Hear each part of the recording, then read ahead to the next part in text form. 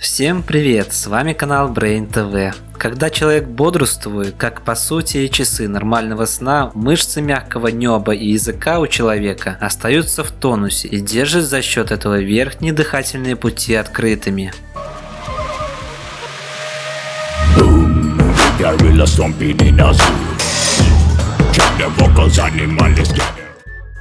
Если эти мышцы будут находиться в расслабленном состоянии, то просвет дыхательных путей уменьшается, и вследствие чего воздух, который проходит там, частично блокируется. Делая вдох, корень языка и мягкое небо вместе со стенками расслабленной глотки начинает вибрировать, впоследствии чего мы слышим звук, и воспринимается этот звук как храп. Обычно человек храпит, когда спит на спине, потому что мышцы находятся в расслабленном состоянии и приводит к тому, что рот человека открывается.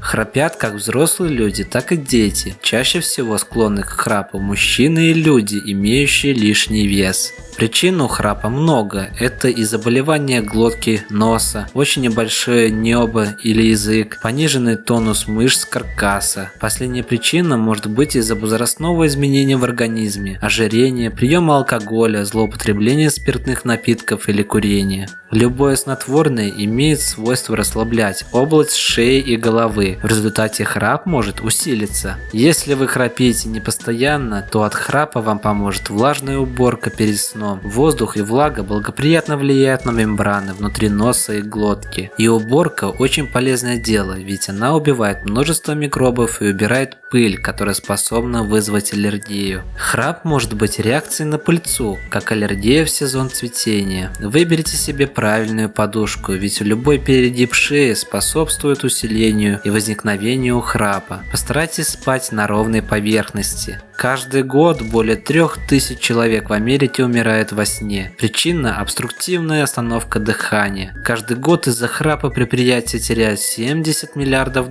за счет несчастных случаев и снижения уровня работоспособности рабочих. Обычный храп замечен у 24% мужчин и у 13% женщин. Большое количество семей стоит на грани развода, причиной их служит храп.